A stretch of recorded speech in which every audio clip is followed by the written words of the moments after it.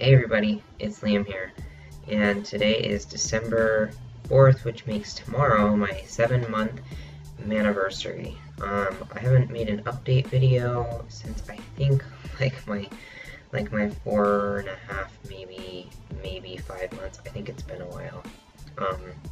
So this is going to be an update video for transition and sort of a little life update. And I have a cute dog staring at me. Alright, well let's go ahead and start with a clip, because I was going to do this for my 6 months. Let's start with a clip from right when I started T. Hi everybody, this is Avery.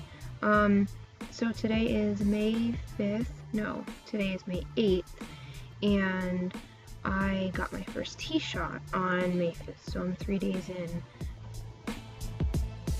Alright, that was weird, right? Yeah, so a lot's changed since then. A lot's changed since my last video. Here's a small clip from there. Hey guys, it is September 22nd, 2014. I'm Liam, and I took my 21st shot yesterday, which puts me at 20 weeks. I will be 5 months on October 5th. And again, some stuff has changed since then. Let's go ahead and I'll start right in. Physical changes, still getting the stash. I say it every time, guys. I know. I get really excited about it. I really want the stash. I had a couple of really long ones down here. Anyways, so I'm getting that. My acne is sort of clearing up a little bit. I shaved at the beginning of November, and that made my acne terrible. Still, the fat redistribution, it's not where I'd like it to be, but you know, 7 months, I'm not expecting that to fully change until about the 3-year mark or so for all of that fat redistribution. I mean, I got hips. I have wider hips for my size. I'm small framed, so even though my whips aren't my whips. We're not talking about my whips in this video. Anyways, so even though my hips aren't extremely wide, they're big enough on me that I notice it. I do have, I don't know how well the video can catch it. Oh man, my voice just cracked there. But I do have some belly hair. I have some leg hair. I'll even show you my leg hair. Excuse the jeans, they're my day off work jeans. You see all that? I'm getting leg hair. Still no arm hair. I have hair that I didn't sign up for. I have a lot of hair that I didn't sign up for. I keep staring at my dog. Yeah, I discovered just how much hair there is where I didn't expect it. What else? Physical changes. Well, see, so I have a job where I work on phone call. Alright, I work at a phone center, call center, phone center. I work at Verizon. No, I don't work at Verizon. I work at a call center, and when I first started, I was getting mammed about, I would say about 30% of the time. I was getting mammed over the phone, and so I think a combination of me. Women, when they talk, especially on phones, they kind of get this higher pitched voice, and most women do it, and you know, like, hi, how can I help you today? And they get this like upper voice. I don't know what I'm doing with my neck right now. Anyways, they get this higher pitched voice, and so I had done that for so long that I would do it when I got on the phones, and I think between my voice dropping a little bit again, I don't know just how much it's dropped, but the past 2 days it's been cracking every once in a while, which it hadn't done in a while. It has probably since about 4 or 5 months it has stopped cracking. So I just kind of figured, you know, it wasn't really going to change anymore. But I don't get mammed at all anymore on the phones. Not really. It's only been a few days that I haven't, but it wasn't common for me to get mammed several times a day, every day at work. And you know, once my voice cracked, it went down just a tiny bit more, and me, like, like I said, making like a mental note to not go up to that higher octave. I don't get mammed at all anymore, which is really, really awesome. And I know that the people can't see me, they don't know anything, but for me, perhaps just because it's been such a struggle in the past few years to be seen as who I am, being mammed by strangers over the phone when I was confident that my voice sounded masculine, it wasn't the worst, but it did. Some days I would feel like I was invalidated as who I am, which sounds crazy, but it's what low self-esteem can do. You take something small and sort of make it bigger than it needs to be. But anyways, moving on from that, hair, voice, body fat, yeah, not a whole lot else that's going on physically. Socially, I was having a bit of a struggle trying to decide just how out I should be. And for me, right now, I've decided that I'm going to still continue to be very out if I'm not obnoxiously bringing my transness up in conversation, but if something comes up, I'm not shy, I'm not afraid to say who I am, because in the past month or so, I've become very proud of who I am, very proud of where I was, where I've come, where I am now. And I discovered that because when people were watching, new people were watching my videos, I would ask if they were watching my very first videos, and I couldn't figure out, like, why did I want them to see me before so bad?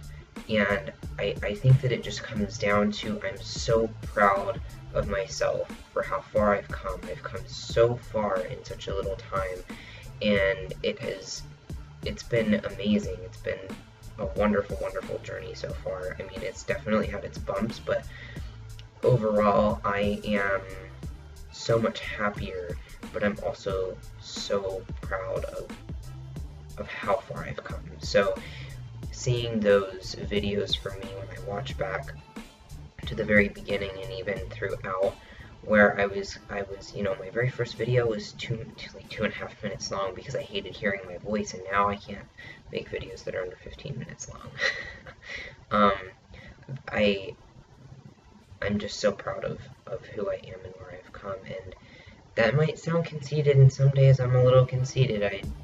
I have to admit, wow, those are dirty underwear in the background. They're in the laundry basket, but not in the laundry basket. They're cute underwear. It says you want some more with pictures of s'mores on them. Anyways, I'm gonna cover that up now. Yeah, so, I mean, I still have a long way to go, but moving on, because we are at way too long of a video already, I went and filed for my name change. When I was there for my name change, I said, well, you know, what do I have to do to get my gender changed? I was under the impression that in Oregon, to get my gender changed, I had to have a letter from a therapist. I don't have a therapist. I decided to not get diagnosed with gender identity disorder or gender dysphoria, though I have gender dysphoria. For me, it didn't feel like I needed a therapist to diagnose that as a mental thing, rather than it being a health problem, if that makes sense. I didn't want it to be a mental diagnosis for whatever reason. It just, my computer is unplugged. It just didn't, at the time, it wasn't sitting right with me. I'm just stubborn. I don't know.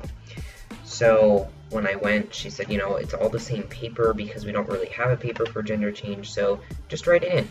Everywhere it says so-and-so would like to petition for name change, you just scribble in and gender. It was totally, it looked so unprofessional and not court document-like, but hey. So I filed for my name and gender change, thanks to the awesome, awesome, wonderful people who helped me out on GoFundMe. You're the best in it, and it's allowed me to change my name. I'll be Liam Alexander Beneke. It's going to take a couple more weeks. I have to set a date with a judge, but I go back tomorrow. But in order to get that gender change, I had to have a letter from a doctor. So I'm not going to show you the whole letter here, but I got a letter from my doctor stating, I have been treating Liam for gender dysphoria since blah blah blah, and he's living full-time in the male gender, and says his transition to the male gender is considered complete, although we will continue to see some further physical changes over the next year, which I think it's more than a year. I've heard that it can take up to 7, but usually is complete around 3, which is really awesome. I got this letter, I was so stoked, and so now when I go back tomorrow, I bring this letter, I do part number 3 and 4, I don't know, there are like 10 steps to this process. So that is that. As far as some other changes that I talked about previously, there's male teenage hormones that were raging. They're still there. The libido increase is just, it's leveled out now though.